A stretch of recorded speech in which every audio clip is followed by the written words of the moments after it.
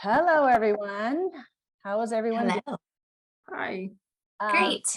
I have three amazing moms that are with us today, and they're going to share how they have been homeschooling while world schooling. So let's go ahead and introduce everyone. So Jane, let us know a little bit about yourself and where you're from and how many kids you have and their age.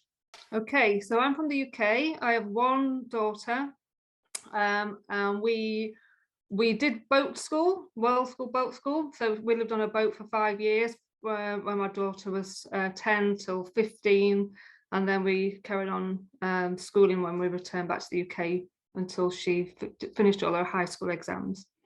And I want to have you back someday to talk about sailing around the world. But today we're talking about homeschooling. And okay, Lauren, you're next. Where are you from and how many kids you have and what are their ages? Sure. We were from Arizona in the US, and currently we're in Ecuador. I have a 16-year-old son and a 14-year-old daughter. Okay, excellent. All right. And then we have Amanda. Yeah, good morning. And we're also from the United States. We were from California, and I have 3 kids. One is 18 and in the college hunt and application process. And then I have a 15-year-old and an 11-year-old, or almost 15 and 11. Okay, great. So kind of a little spread. It must be interesting for you. Yeah. Okay, so I know that Jane, you sailed and world schooled years ago. You've been back for a while. So how old was your daughter again? You said 10 when she started? Yeah, she was 10. Yeah. Okay, so now you're back in the UK and you said that she's in college now, correct? She finished college last year. Okay. And that's different in the United States because we call college, university, it's the same thing. But in the UK, explain to everyone how it's a little different. So in the UK, kids go to high school until they're 16, and then they go to college or sixth form for 2 years after that before university. Okay, if they choose to go to university. If they choose to. Yeah. In fact, they don't have to even go to the sixth form or college. They can just leave school at 16 and go to work if they want to. Okay, and is your daughter planning to apply to university? Hopefully one day. At the moment, she's having a break. She's done her college and she's just started a little business recently, dog walking and pet sitting. Awesome, that is great. So can you tell us in general, Jane, like you guys sailed for 5 years, where did you go? Like all over the world? The plan was to go all around the world, but we very quickly realized that if we did that, we'd miss so much on the way. So we managed to get as far as Central America from Europe. So we bought a boat in Croatia. We spent our first summer sailing around the Mediterranean. Then we went up through the French waterways up to the Baltic.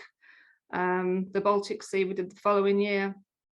And then we headed down the Atlantic coast of Europe across to the Caribbean. And we did the Caribbean, South, Central America, North America, and then headed back. Wow, that's amazing.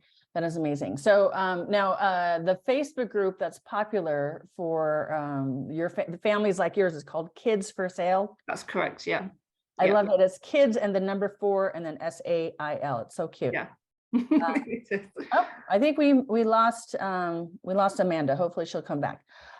So Lauren, tell us a little bit about how long you've been traveling with your family and where have you been so far? That's a good question. Okay. And it kind of goes in parts.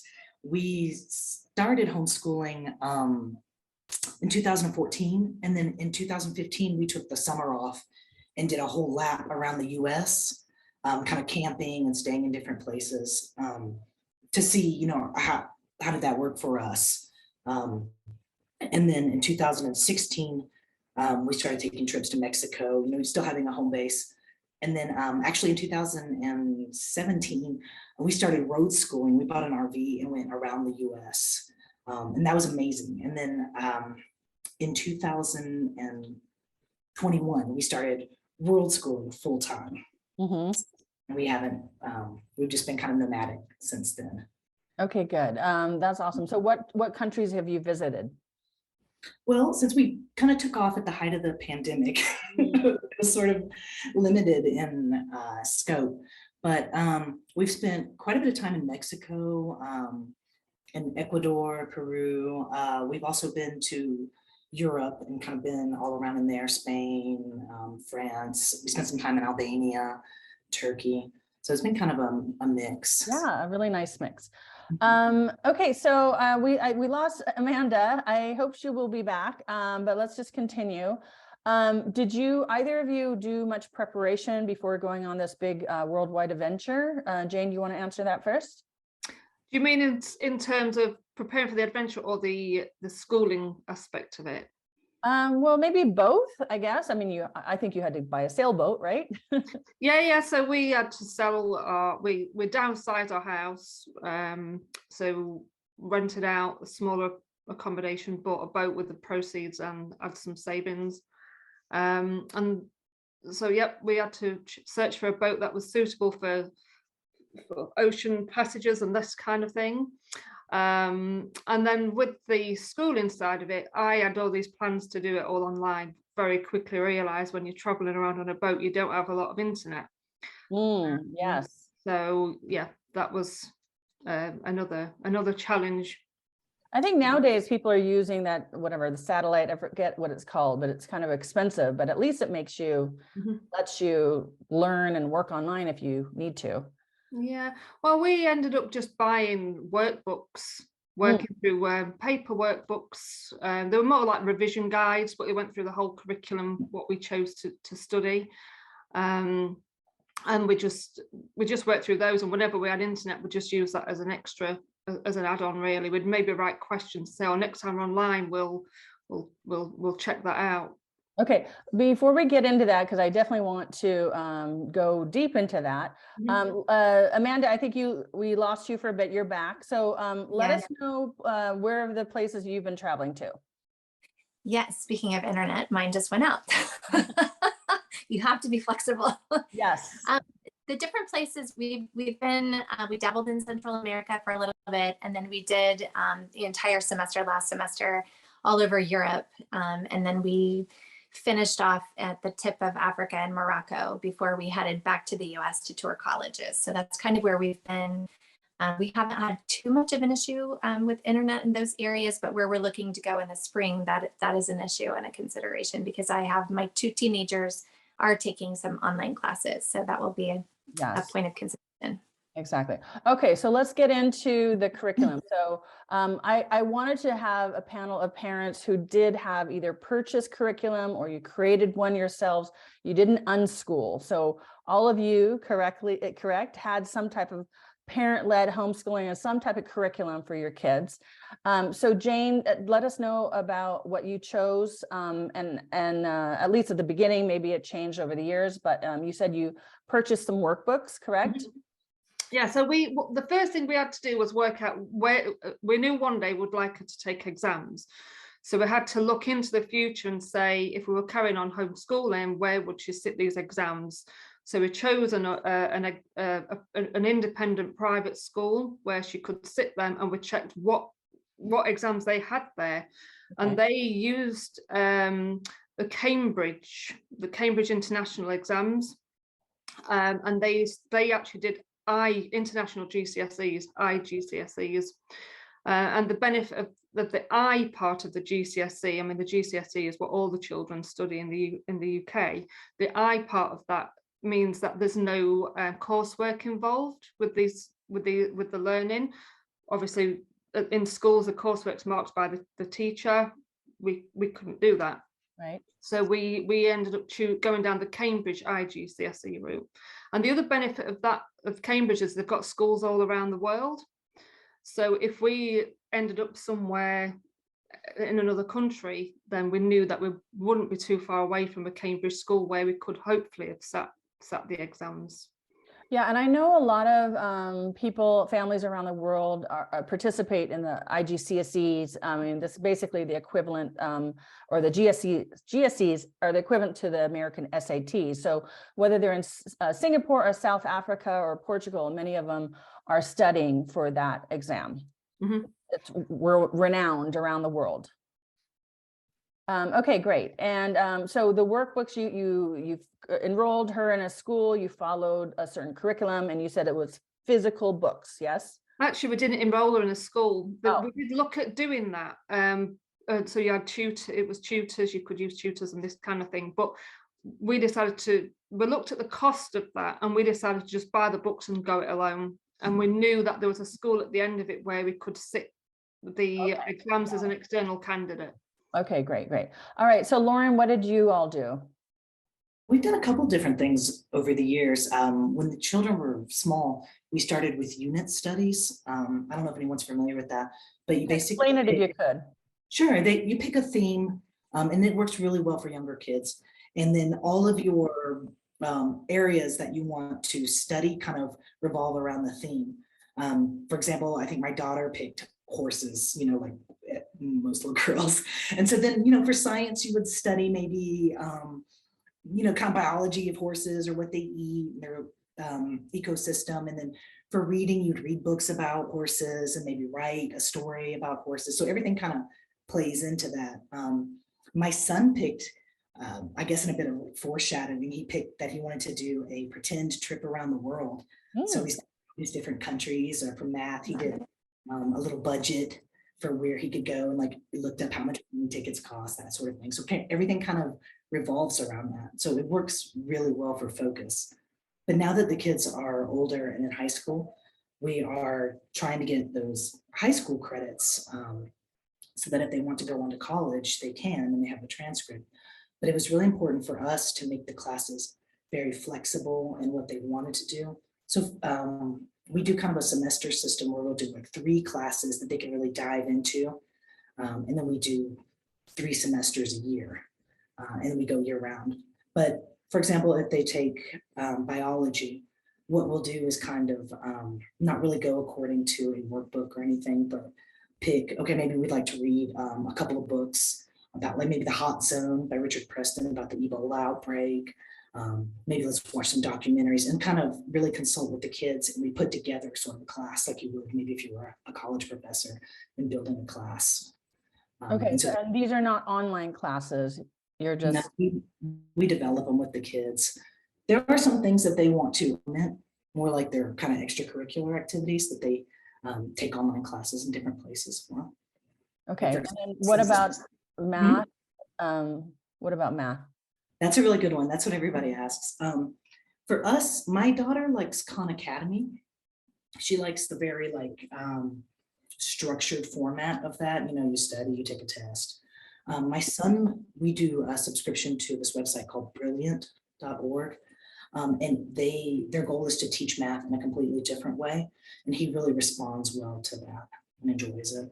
Okay, awesome. We'll check that out. Okay, Amanda, what about you? How did you guys all start out? I mean, I know things evolve, but let us know about your journey. Yeah. So we've been homeschooling this is our 6th or 7th year, but it's our first full year traveling.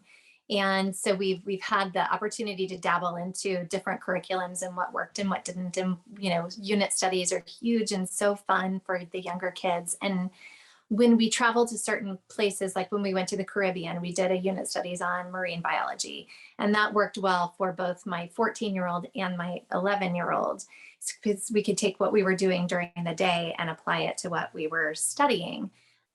We do a mix now of self-designed courses and bookwork courses and online courses for my older too. For my younger, she does mostly like an English curriculum and a math curriculum. And then everything else is through the museums that we tour for history or science, or for the places that we go that are ecologically interesting and different, and climate change. And so we kind of do a mesh of all of that.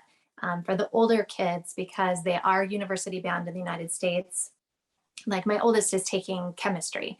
That's a little difficult to do as you travel. So we found an organization that that will offer a transcript for her chemistry course, and for classes that she can't take a scale or find the right chemical or whatever compound, then the professor will send her a lab to watch, and then she can do a write-up on that too. So She has a little mix up. Hers are mostly online. She does pre-calculus online as well.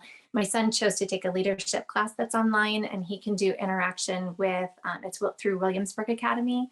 And they have all kinds of clubs and interactive things through Williamsburg. And he absolutely loves it. And it helps him with grit too, because that 14-year-old age, you know, they're starting to feel the pressure. I really should be doing this, but I really don't want to, you know, so that leadership class that he chose has been really helpful. And then with his math and with my daughter's math, we do Saxon.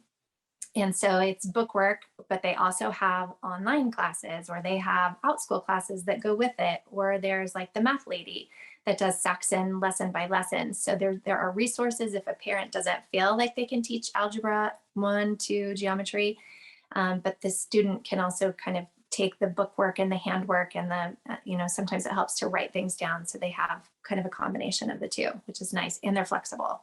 And So I have a question. These online classes, are they live and synchronous, or are they recorded asynchronous? So we chose asynchronous. They offer both, but we chose asynchronous because we knew sometimes we were going to be 9 hours time different, and that's just too much. We didn't want the pressure. Sure. Okay. Yeah, but it still allows that pre-recorded things work well. Yeah, definitely. Awesome. Okay, so let's see. So the self design ones, that's what you're saying, like going to museums and going out in the world, right? Right. And you can backtrack all of that. So if you just, so what we're doing, like for my 14-year-old's world history class, is I log every place we go, every museum, every location, every, you know, and then we try to study it before we go. We watch documentaries, we talk about the geography, we talk about the transportation, and then we have a follow-up after we've been to the museum or seen the thing. Then we'll sit down and have a discussion about it and how it impacts us as Americans versus where we are, and how it impacts, you know, wherever we are, and how people live today versus how they used to live. And then I have a spreadsheet with every class, and anything that we do at any time, I just log it into the spreadsheet. And then at the end of the semester, I can go back through and like, okay, we spent this many hours, we did this many things. I'm going to call this class world history, or World War II history, or whatever. You can kind of, you don't have to have it all in the front of your head at the beginning of the year. You can kind of look at what you've done, because you can't not learn as you travel. So you can take all of the things that you've done and in the back end build the class based on what experience. Okay, so it's really great that you're logging everything, you're keeping it on spreadsheets and whatnot. Are you creating your own transcripts eventually? Or I am this year creating my own transcript, but I have just looked at finding a way to. There are organizations, accredited schools, that can look at all of your work, and you send a portfolio and they do a review, and then they will assign credit based on the work that you've done. For my son, we're looking at doing that because we are currently legally in a state that is difficult if he chooses to go into high school, because we're only traveling for a year and a half. So, you know, if he chooses to go to a high school next year, then he will have a transcript that can go, because where we are, typically they do not accept homeschool credits, and they'd want him to start over as a freshman. So if we end up staying here, we don't have plans to, but again, we're not exactly sure where we're going to end up. So we're kind of trying to make our year work for wherever we end up. What's the name of that organization, the umbrella school? That one is North Atlantic Regional High School out of Maine. Okay, got it. Yeah, but for everyone, there are these, they're called umbrella schools, right? Correct. Out there, and then they either they have you follow their curriculum or their stuff, or they take what you're learning, homeschooling, unschooling, whatever, and put it on their transcripts. And, you know, like what Amanda is doing, they'll say this qualifies as world history, and that since they're accredited, that helps a lot when you're re-entering the school system or applying to university. Jane, did you keep track of what your daughter was learning? Yeah, we just worked through workbooks for each key stage, and we actually kept most of the books, to be honest. So it helped us. You had a sailboat, so you had a space to keep we were lucky. We didn't have to sort of carry all our books around with us. We had space in our cabin to keep all of those things. And if we're in a situation where we could take them home, if we flew home, we would take them home. Okay. But we only did, we chose 6 subjects. We did choose the Englishes and the maths and 1 science and other things. So because we knew to get into college you needed 5 GCSEs, so we chose 5 plus one spare. And she chose which subjects she wanted to do, but obviously we had to have English and maths in there. Okay, good. But I mean, basically keeping track is pretty important, knowing. Yeah, it was really. And what we used to do at the end of each book, there would be exam style questions. So we used to do little mini exams at the end of each key stage as well. And also we could download some from the Cambridge website as well. So we could do, just to check she was at the right, she'd understood everything. Okay, good. Yeah. All right. What about you, Lauren? Keeping track? Yes, Arizona is really flexible and kind to homeschooling. So there are not specific requirements, but I keep a transcript. And then what I also started doing in the beginning, just to keep up with myself, is I keep a journal, and about once or twice a month I update it and I kind of say where we are, how I think it's going, what I want to work on in the future with the kids, what they're working on right now. And that's been invaluable for me. I check it and kind of, it helps me plan going for the future. Okay, awesome. How much do your kids, how much say do they have in what they want to learn? I mean, you're telling me that you're homeschooling, but they're still choosing certain topics and interests, correct? You're all kind of saying that. Yes. We learned in the beginning, I don't know if it's just our kids or it's all kids, but it is very difficult to make somebody learn something they have no interest in. So I think we tried that a little bit in the beginning and then just kind of landed at this spot where the kids have quite a lot of say in it, and we sit down and do a lot of planning.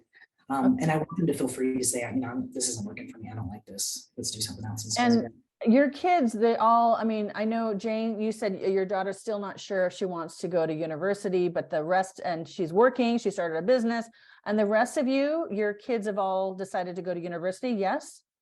Well, for me, my son is thinking about the Air Force. Okay. So what we started this year was, it's called joint enrollment in the US. It's where you go to high school and college at the same time. So he started that this semester. And our goal is to simply have him, by the time he finishes high school, he'll have finished his freshman year of college as well. So then he'll just be a transfer college student. And what organization is this, the college? Oh, Arizona State University has a fantastic program for homeschoolers to start joining. It was so easy, and he's enjoying it. And do you have to be an Arizona resident to enroll? I don't think you do. Because I've heard other world schoolers talk about Arizona State University. Yeah, it's called a universal learning program. Okay. There are actually a lot of universities, both community college and four-year institutions, that are not specific to location. They're independent, location independent. That's actually a beautiful trajectory for like a 15-year-old, 14, 15, depending on the maturity of the kid. Of course, there's flexibility, but being able to take asynchronous college courses is huge. Then you don't have to worry as much about the SATs, ACTs in the United States. Then, trying to prove that you actually did work, because it's legitimate. It's, legitimate in their eyes. So I have to say. I interviewed an American mom, and I had to pre-record because they're touring colleges right now, or universities right now in Europe, and they have dual citizenship. So her kids, 2 of them, did dual enroll at a community college in Washington State, where she's from, and they got their associate's degree. And she said that trumped any SAT or IGCSE, and that's what's helping them get into university, probably in the Netherlands. So, I mean, luckily they have your citizenship too. Yeah, our 18-year-old did not take the SAT, ACT, but she did have 18 college credits, and she has yet to have a denial come through from all of her applications, which is making it difficult because we have too many colleges to tour now. But it really does trump a lot of that, if it's especially if it's a 4-year university offering that dual enrollment. Right. Okay, so Amanda, let's just keep talking about that. So how are you, how are your kids, you and your kids applying to universities? You've got the community college credits and your transcripts, and what else? Is there a special way you, as a homeschooler, world schooler, apply? We just did the Common App. Because we don't know what state we're going to end up in, she kind of applied all over the country based on, she wants to study geology. So she just picked a whole bunch of schools that she thought she would be interested in. And we weren't sure how she would be received because she has an odd, an atypical background, and she started a business when she was 14, and just things were just very different for her as a homeschooler, as most homeschoolers are. So but the reception has been phenomenal. I think those 18 college credits were huge. She took those with community college asynchronous courses, and we'll continue to do that with our 14-year-old. He's not sure if he wants to go to college. He's 14, but he doesn't want to close any doors. Right. So he wants to keep his options open. So we'll look at different certificates. The associate's degree, I think, is huge. Even if you don't get an associate's degree, having those college credits really, really helps. And it helps prepare them for, what is this college? What does this look like? And will I like it at the same time? What types of universities is she applying to? Are they like state schools? Are they specializing in her interest? Yeah, she did a combination. She had private liberal arts colleges that she applied to that were very small. And then she also applied to some of the state schools that were like 25,000 students and under. And it's interesting because a year ago when we were touring colleges, she thought she wanted something really small. Being a homeschooler, she hasn't really had that huge high school experience, and she was afraid she'd kind of get lost on the campus, and she was used to one-on-one attention from teachers. And so she really wanted faculty that she could, knock on their door and they knew who she was. But as we have traveled, she has evolved, and now she's like, I think I need like a 25,000 person university too. Yeah. So it's been really neat to see her kind of transform through all of this. Yeah. I went to one of those big colleges with my freshman classes at 800 people. Yeah.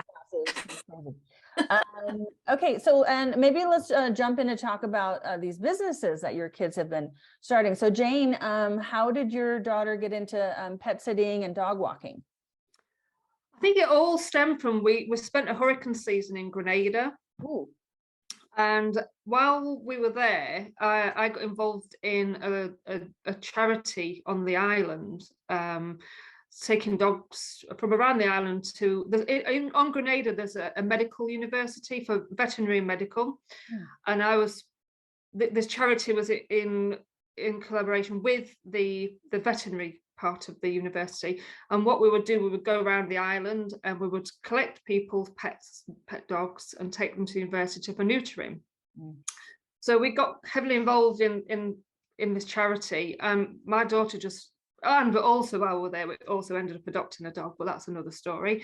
But my daughter I just could see fascination with dogs. She just got on so well with dogs, and it's just stemmed from there really. And our dog became quite a difficult dog to deal with, so she's got lots of experience with difficult dogs. And since we've been back, a lady asked, could you walk my dog? And all the other dog walking jobs she's got have all been word of mouth.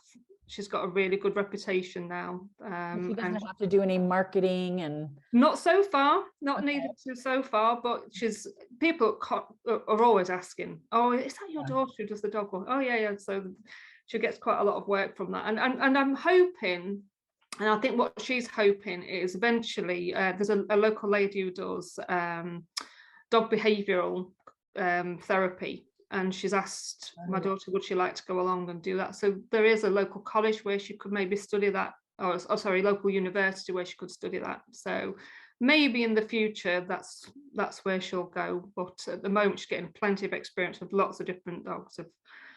That's wonderful. Yeah, pet therapy is really growing, and my sister does music therapy. So there's so many different ways.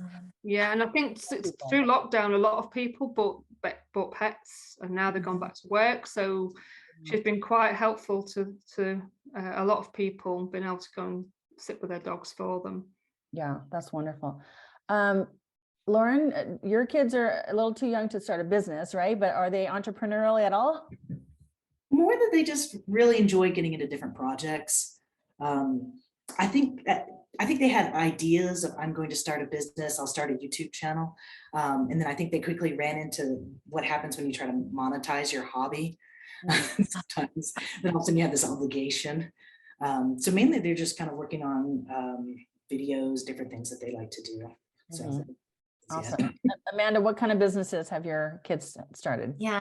My oldest started an art business when she was 14. We kind of dabbled with an entrepreneurial academy, and one of the requirements was to start a business of some kind. And so she was extremely artistically inclined. So she had an art business that was licensed in California for several years and did pretty well with it, and had items in shops and sold through her Instagram account. And she did skateboards, and even Tony Hawk has one of her skateboards, which is really fun. Amazing. But even my 10-year-old she wanted to sell cotton candy. And so, you know, we are try to be an organic family. We're not 100%, but we try. And so we found organic strawberry sugar and bought her the machine, and then she had to pay us back for the machine. And, you know, so, you know, everybody dabbles in something a little bit. That's amazing. Amazing. Yeah. Wow. So now let's talk about just a few other questions, education related. When you were traveling, were you able to socialize with other families, whether local world schoolers, other sailing families? Jane? Europe was a little tricky, language barriers, I suppose. We occasionally came across other kids that she sort of maybe had a board game with, or a little game of football or whatever. But once we got to the Caribbean, it was a lot better. And Kids for Sale was an absolute godsend, because there's so many other families out there, and you knew they were in a certain area, and there was like a roll call, so you each week, so you knew which families were in which areas.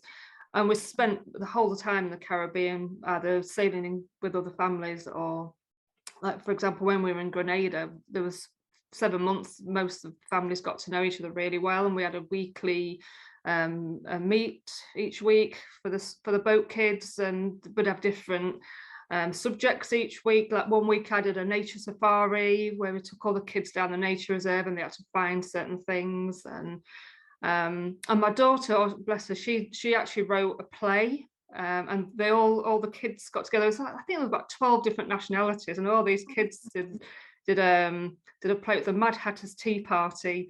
Wow.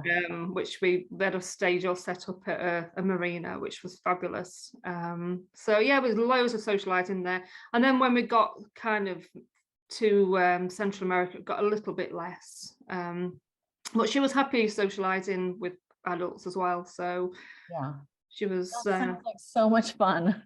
Yeah, so it was great fun. Yeah. Lauren, what about you guys?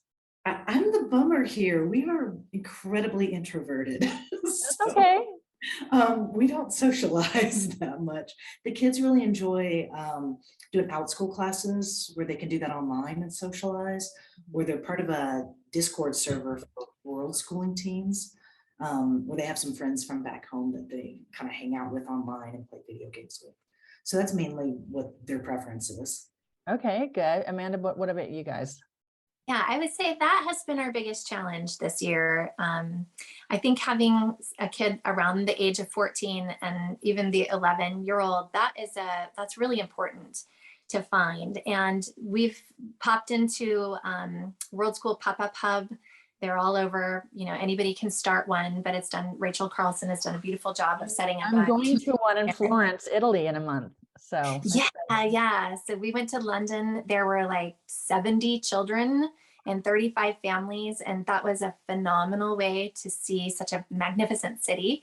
And then there are a couple coming up in Japan. So we're headed hopefully toward Asia, Southeast Asia, Japan. And so we're looking for that. And that will actually be a determination factor for us as to where we travel, because our kids are ready to have people their age. And it's just awkward for teenagers too, because they want to be with other teenagers, but they don't want to talk to other teenagers. And so it's like, it's an odd thing. So we really want something longer than a week. And I know you have that in Bansko. If we were skiers, that would be a really great opportunity.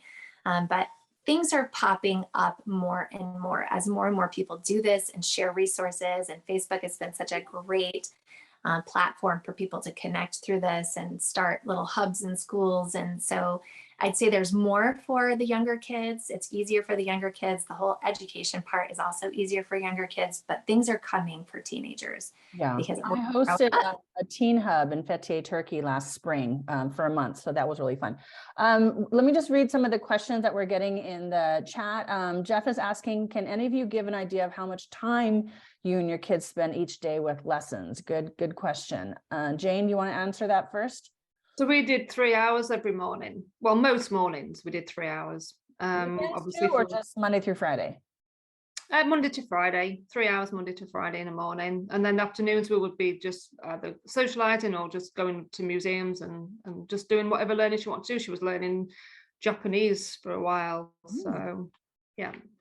That's great. The actual structured learning was more Monday to Friday. 3 hours in the morning. And she's 10 years old to 15, right? Pardon? She was 10 years old to 15 when you were doing this. Yes. Yeah. So 9 till 12, I meant, sorry, 3 hours in the morning, 9 till 12. Okay. Lauren, what about you? Roughly about the same. We do Mondays and Tuesdays, about 2 to 3 hours, and then Thursdays and Fridays about the same amount of time. But Wednesday is our adventure day as a family. So if we're going to a museum or something like that, so they don't do their structured school that day. And it's nice. Okay. Amanda? I would say about the same, 2 to 3 hours a day. You know, that the grit of the child kind of determines the length of time. If they're really motivated and they want to blow through it, we can get through it faster. But if they're really dragging, then it takes longer. But I'd say 2 to 3 hours a day is good. And so you don't find that time in the morning or whenever you do it to be a struggle? Like, I mean, I'm sure if something comes up, some event or some social thing, you would skip it, right? Yeah. We do, but then we'll add it in. We have a certain amount of work that we want to achieve by the end of the week. Okay. And so if we're doing a full day tour somewhere, we are not going to do math that day. Yes. So it gets built into what a weekend would be, but it will not end up being on a weekend. We found touring things on the weekends was unpleasant. Mm-hmm. So because everybody's off work touring things, and especially in London, because the museums are free. So Saturdays and Sundays, it was packed. So we would build weekends as more of our work time. Right. Yeah, that's the one beauty of homeschooling. You can just go when everyone else is working and do whatever, work and study when on the weekends. Jeff is also asking if you have any estimates on costs for these programs. Did you have to pay much for the things that you had to pay for? Lauren's shaking her head no. We pay $100 for the Brilliant subscription a year. That's good. And then we pay for the occasional out-school class when they want to take that in addition. And those are what, $10, $15 or 20? I don't know how much they are. It varies. My son took a like a computer animation class, and I think that was $100 for 2 months. But then also he's in a writing club that is, I think, $9 a week. So Okay. It kind of varies depending on what you want to do. All right, and Jane, you had to pay for all those workbooks, correct? Yeah, I think I can't remember how much they were now, but maybe each book for the whole year was maybe £10 or something.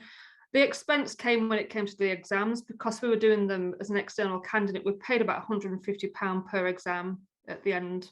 Okay, So, and how many exams did you have? 6. 6, okay, got it. So that adds up. Amanda, what about you? Yeah, I think the Saxon math curriculum might be just over $100. That's the textbook, the workbook, the solutions manual, extra practices, and the Williamsburg Online, I would have to get on their website and see how much that is. I want to say that might be like $150 a semester. And that was like an elective class that my son wanted to take, that leadership class. The chemistry class, same thing, a little bit more expensive. The high school classes are more expensive. But the English curriculum that we use for K through, I think, 8th grade maybe, is free online. And there are a lot of online programs that are free. Khan Academy is free. So there's There's everything from the range of free to really expensive. How much do you think you spent on, let's say, your oldest daughter in 1 year?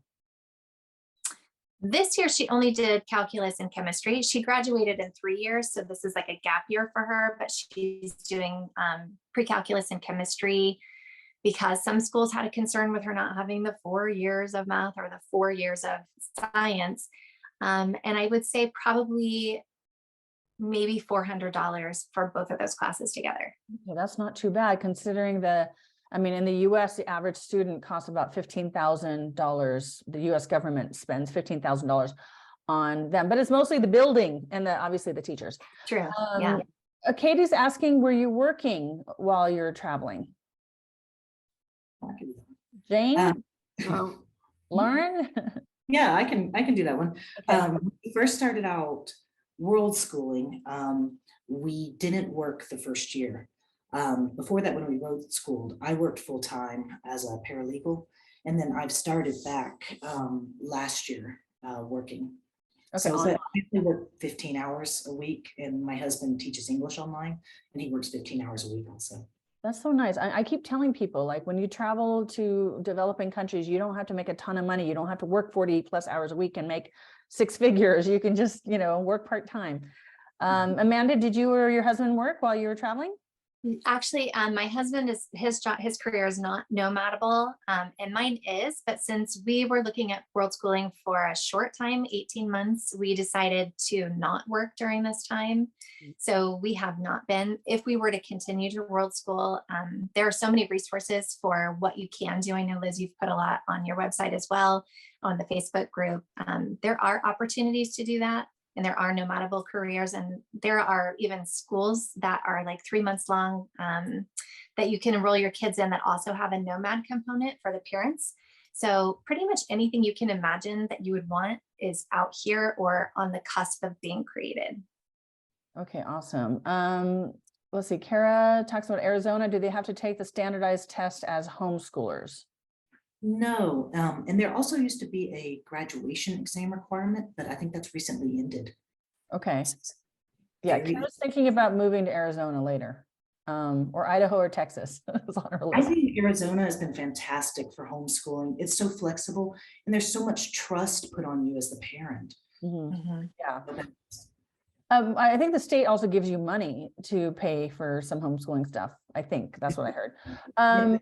Katie asked which colleges do that. I'm sorry, that was a while ago. So Katie, if you could elaborate, or if any of you know what she was asking, but I will check the messages when she can ask, let me know exactly what she was asking. So I guess, please give advice to people who are just starting out in world schooling. How would you advise newbies on how to set up a homeschool situation? Maybe there's something that you did that you would do differently. Jane, what's your basic advice? Just do it. Just do it. Yeah, just go for it. Do you know, one of my favorite quotes was, you've probably all heard it, was the quote was, it says, in 20 years, you'll be more disappointed by the things you didn't do than the things you did. And that's, yeah, exactly a good quote. Yeah, I love Mark Twain. Lauren, any advice? The biggest piece of advice I'd have to give is you can't approach it in a hypocritical fashion. Whatever you're telling them they need to be doing, you should be doing. It's really hard to say you should be learning a foreign language and you're not also putting that time, or you're telling them how much exercise and nutrition matters, but they don't see you doing that. Right. So it really, once we started kind of learning all together as a family lifestyle, it made the biggest difference. Okay, great advice. Yeah, Amanda? that is great advice. Yeah, I would say be flexible with your expectations. When we first started, we thought we were going to have all this time to read all these books that were stacking up on our list and, learn all these languages and study all these things and have rest and relaxation. We fast traveled. And I actually would not recommend that at all. But if you only have a certain amount of time, you feel this pressure to see and do and experience. But it has really taken a toll. So our first semester was more fast travel. Our second semester will be more slow and more immersive. But really it's the expectations, like things are going to change and evolve. You're going to learn what works for you and what doesn't, and being able to stay nimble and flexible and open about possibilities is really just going to make it a better experience. Yeah, I would think that, fast traveling is really fun. You get to see a lot, but like fitting in the 2-3 hours of homeschooling every day must be kind of a challenge. That was hard. I think the longest place that we stayed somewhere was 3 weeks, and that felt better, but it still wasn't long enough. So, people say fast travel, slow travel. What does that mean? I think that kind of needs to be clarified a little bit too, and it could be different for every family. So Katie is asking again, which colleges do classes for classes for high schoolers? We mentioned Arizona State University, and I just know in my state, Washington State, there are several community colleges. And Katie, I'm not sure where you're from, but there are community colleges where you can enroll. Now, as a high school student or a homeschooler, it's called dual enrollment, or in our state, I think they call it running start. Now the prerequisites may be different. The one I talked to for my kids, they want, as a 16-year-old, they want the English and math to be at college level. I mean, so probably like AP type classes. But another mom I talked to said that they didn't have those requirements. They would take any 16-year-old, and then if they didn't, I think they had a little bit of tests, and if they didn't do well, they would be like middle type classes. So find out your local community colleges.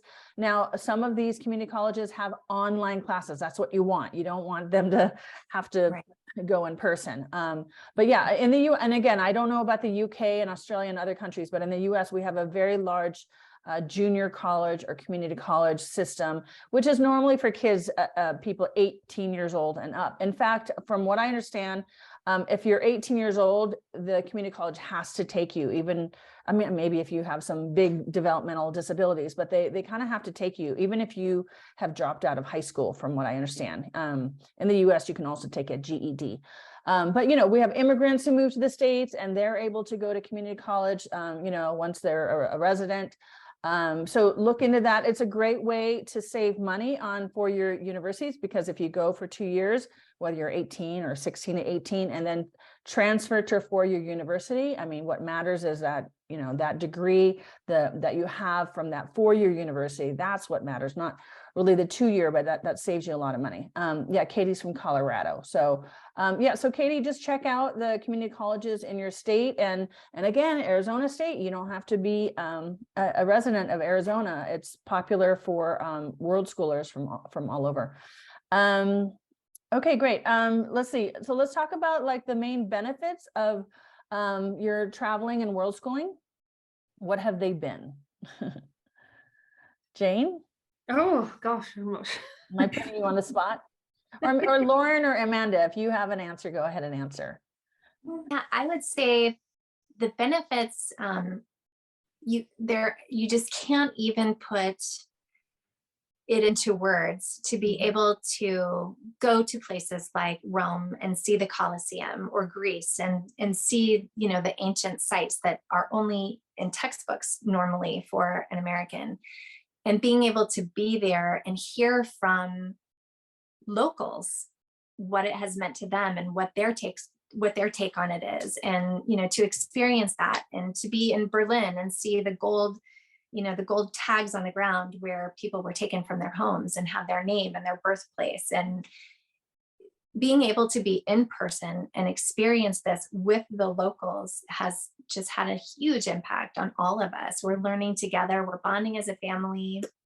Yes, there are challenges. This is not all rainbows and unicorns. There are challenges. We get tired, we get grouchy. Some of us don't want to go. I mean, there are those things, but in the big picture, we're all growing together and learning together, and able to experience this from a local perspective too, which is so fascinating. Yeah, and really immersing into the local culture versus just being a tourist. Yeah, and then having the kids learn the language, like Duolingo has been a godsend. So having our 10-year-old, type into Duolingo and then try to repeat back in French, I mean, I don't even know how many languages that we encountered when we were in Europe, and just being able to see everybody's human and trying to do the same things, but they're, you know, getting over those barriers, and your shyness has been great. Wonderful. Okay, Lauren, what benefits have your family had? For us, it's been the time. It's cheaper for us to world school than it is to be in the US. So like you were saying, we can work part-time, and we just really wanted the time to be there with the kids. Like being there with them during their teen years is a huge gift. And like I had said in the Facebook group, that every day when I see how happy and well adjusted they are, every day I know we made the right choice. Awesome. Awesome. Jane, anything to add? Yeah, I guess it just really enriches your life, doesn't it, traveling?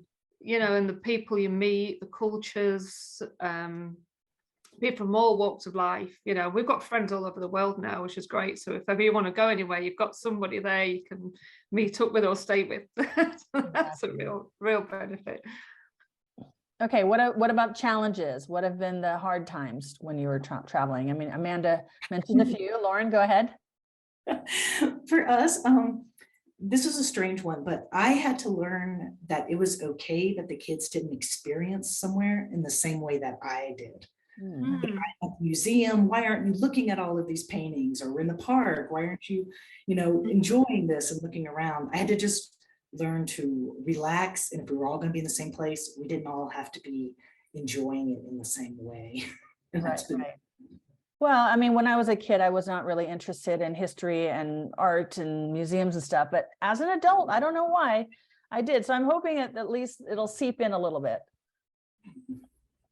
Jane, any, or Amanda, any challenges? Yeah, I guess apart from the obvious challenges of sailing, there was, I did come across one problem, which was my daughter was quite a lot smarter than me, so, especially in English. So when it came to sort of studying for a GCSEs, when we're getting nearer to that, I just had no option but to hire a tutor online. And that's fine. You can't. Yeah, I was thinking, is all this stuff she's writing, is this, what is this? I didn't even understand it, so that was a bit of a challenge, but once we got a tutor, it was fine. That's good. Katie's asking, how much did you pre-plan? We talked about this a little bit at the beginning of our talk, versus just being spontaneous. Yeah. Lauren, go ahead. For me, I tend to be very organized. So before we even thought about it, I read actually quite a lot of books written by people who had already traveled around the world with their kids. And that really gave me some realistic expectations. But before we go to a location, I have a checklist of questions, like what are the major grocery stores? What's the weather like? What's public transportation like? And my husband and I sit down and just take like 45 minutes and we answer all the questions on the checklist so that I really have a good idea where we're going. And then actually I spend quite a lot of time looking at the weather. Me too. Hot and sweaty. I don't like to be in hot, sweaty places with mosquitoes or during exactly. So I've been amazed at how much the weather has impacted our decision making more than I thought when we started. Yeah, because you go someplace and then it's raining all the time and it's just hard to get around. Do you remember any of the names of the books? Because I did interview my friend Astrid a few weeks ago, and she wrote a book on taking a family gap year. Oh, I can't really remember one. I read one about a guy who'd left the corporate world and moved to Bali for a year, and then one with this woman who wanted to learn different languages, and they moved to 3 different locations throughout the year. That one was really valuable because it was interesting because it didn't go well for her. Oh. Like wrote a book about it. Right, it gave me realistic expectations. So yeah, it's very different from when you're reading like Under the Tuscan Sun. Yeah, different vibe.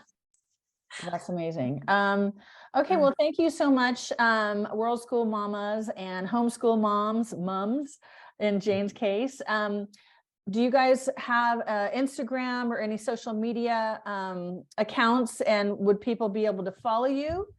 And if so, maybe after you can go into the comments and add that. Yes. Okay. Yeah, no problem. I've got some, they're quite old now, but we do have some sailing blogs that my daughter wrote, and we did have a Facebook group, which obviously is quite old now, but they're still there, so I'll pop those details in afterwards. That would be great, because again, I would like to have you back, Jane, another day to talk about the sailing, because that's just, I've wanted to do it, and I'm afraid I don't think I could ever do a transatlantic crossing, but maybe, like a little sailing trip in the Mediterranean or something would be lovely. But I think it'd be really fun to learn how to sail. When I started, honestly, my husband had some experience. I had virtually none. I learned as I went along. Wow, that's so scary. Well, yeah, there was some times I'm thinking, what have I done? But you quickly learn when you have to do. Okay, any last minute words of advice to World School newbies? Just do it, right? Yeah, and Fear goes away. It goes away. yeah, and I think don't get super attached again to your expectations, and be intentional. You don't necessarily have to have everything planned out. Allow for flexibility, I think is key. And because you may get somewhere and not enjoy it. And Amanda, would you say to travel slower or faster? Yeah, like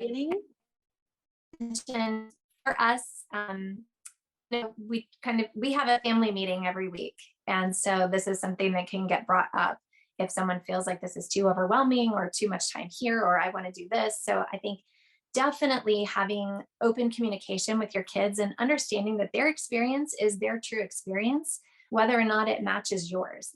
Their feelings are their true feelings, and making sure you're adult enough to listen and not respond with a "you're so privileged," kind of mindset, Right. because this could be harder on them than it is on you, or vice versa. Yeah. So I think just really coming together and being open to the possibility and adjusting things that need to be adjusted. If that curriculum doesn't work, scrap it. If this location doesn't work, scrap it. Like, we had planned to go to Southeast Asia next semester, but we found we don't like to be in crowded places. So, we're really having to backtrack and plan things that we had planned. So really listening to each other and adjusting as necessary, I think is key. Okay. And finally, are you all happy with the way you were educating your kids during these travel years? Yep. No regrets. No, oh, I should have done this. I should have done that. Not at all. No. Awesome. No. Awesome. Being a parent is just thinking that all the time. Did I do the right thing? True. You always question. Okay, wonderful. Thank you so much, moms. And please go to the group. And oh, wait, one last question. Somebody's asking about health and illness. Do you have to stop traveling when someone gets sick? You want to answer that real quick? We were just in Peru for 3 months, and we were all sick, I would say, the whole time. I got sick there too. Yeah, I don't know what it was, but we spent 3 months kind of convalescing. We slow travel. So in this year, we're trying to go 3 months in each place. And I had to really learn to just let go of our plans, and maybe we're lying on the couch for a week. Yeah, I kept getting horrible flus and colds like three times in a row or something. But yeah, I interviewed somebody about travel insurance, Katie, a few weeks ago. So dig through that. That is important to have. And healthcare is mixed around the world, but you can find pretty decent healthcare around the world. Any other tips about when you're sick, Jane or Amanda? No, my husband has had to have infusions. It's a very expensive medication in the United States, but we were able to find that and cheaper in Europe. We were sick in Costa Rica. My daughter had an infection, and it was very easy. I'd say don't fret, but be prepared. Yeah.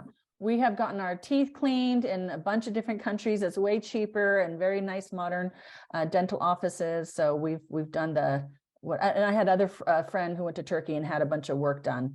But medical tourism is a thing. It is. Okay, thank you, moms. Thank you. Thank Thanks for you. watching. This is Lizz Quain with Trailblazing Families. My twins and I have been traveling and world schooling for over 6 years, and I'm happy to share about our experiences.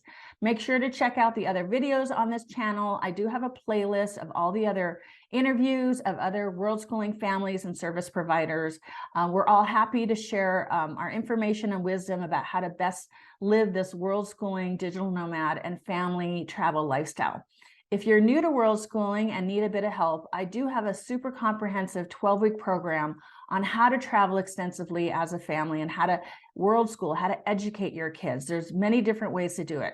So reach out to me and schedule a no obligation Zoom meeting so we can have a quick chat and see if my program is a good fit for you.